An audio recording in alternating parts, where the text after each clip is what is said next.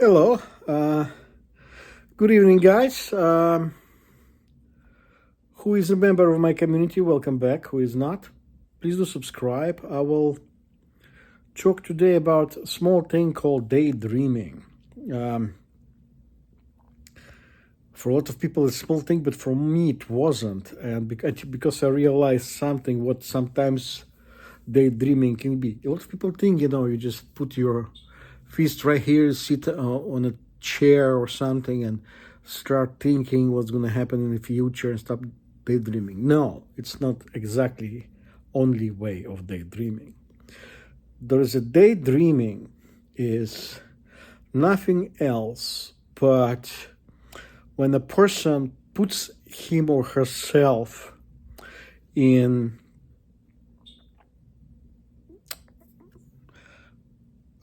I cannot call it otherwise, kind of a different mental situation because it sounds horrible, but what it is you start realizing that you kind of give yourself a narrative, and this narrative, it's very helpful for people. Why? Because when they start talking narrative, you try to put you kind of in the way talk yourself. People say that high IQ people, they do talk to themselves. It's really simple reason is because they kind of have to grind whatever the thoughts they have and put them in a specific form that they can express them later. But there is a side effect of it. You become more kind of create a small way of pleasure because it gives you some kind of a satisfaction of sorting your things. And people scared sometimes. Oh, people call you crazy. Actually, it's not the crazy thing exactly, because a lot of people accepted the fact that very high IQ and smart people, they do talk to themselves. And I will just give you one of my family members I had. He was a college professor in Eastern Europe, and what he was doing before every single lecture he had before students, he was electronics, like my mother. He was electronics engineer. He would talk a lecture. He would sometimes it takes for him like about an hour or so to just simply talk in front of a mirror. And this is one of those things that help you sort your stuff. But there's another thing that people don't realize. One side of it is just some supposedly like the organizing of things, but there is a organizing and things you affect your behavior. You affect. But how about if your behavior starts affecting you on purpose that makes you feel better? Sounds strange, but that's what it is. Whoever knows history, you saw the movie with Russell Crowe, right? And you see how in the Colosseum they will throw people to animals to fight, right? And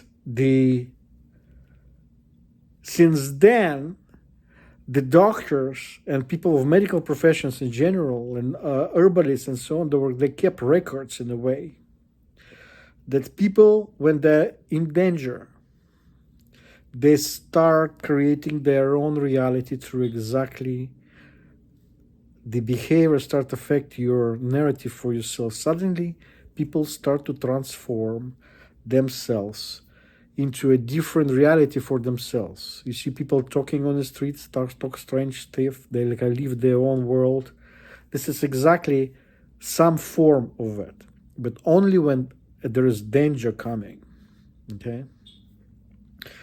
So Russians, Soviets, other communist countries, they kept these records as well because they executed a lot of people in the past, and they were monitor their behavior before they go and take them and execute them. And lots of them were creating exactly what it is. They would create, up to the moment, kind of an alternative reality, but for themselves. This way, it would have helped those people to confront the horror of whatever's coming. Now, this is what the other part of daydreaming is. You have suddenly developed a narrative for something, and you like do a conversation of something, but it makes you, in a way, in your mind, transform in a different place. And this is a dangerous part of sometimes. Sometimes it's really dangerous. The reason it's done, as I said, your body prepares you for something because the body sensors and your psyche sensors the danger coming. And this is what you, as a person, supposed to look out for. Some people have, when they sleep, they have horrible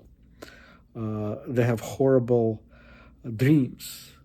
They have, but sometimes religions rejects it because they say the real dreams are from God when they send you examples of horror, which I do not agree on this because there is a lot of reasons for it. But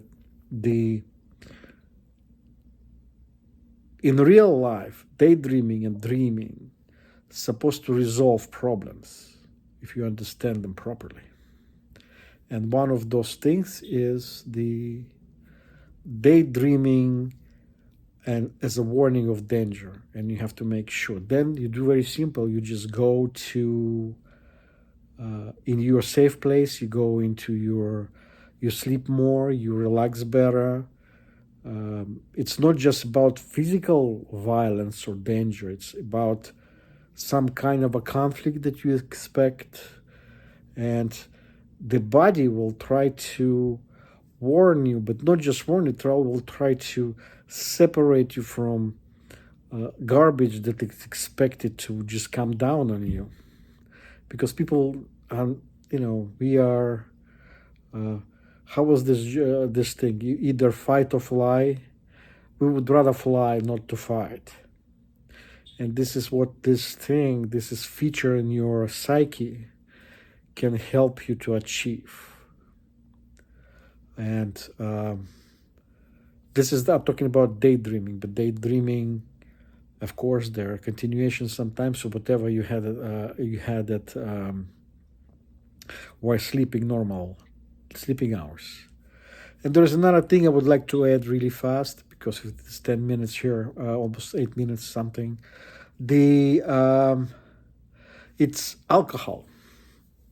I'll be honest with you, alcohol is one that actually blocks dreaming at night. And after a lot of time, when people have a lot of alcohol over time and then block their sleep properly because they use alcohol as a sleeping agent in a way to help them go to bed. And after that, the dream sequences will try to spill out of you during the day. It's the second part of daydreaming. It's real dreaming transformed in the daytime, which can be a terrifying experience because you can lose your job, you cannot work, it creates so many situations because your body will force you to pay attention to it first, and there's the rest of the stuff. I hope I am understandable for everybody. I live in the United States for almost 40 years, and I left former Soviet Union. I left Ukraine. I was born in Ukraine. And I hope you understand what I say, like language. All right. Thank you. Have a good night.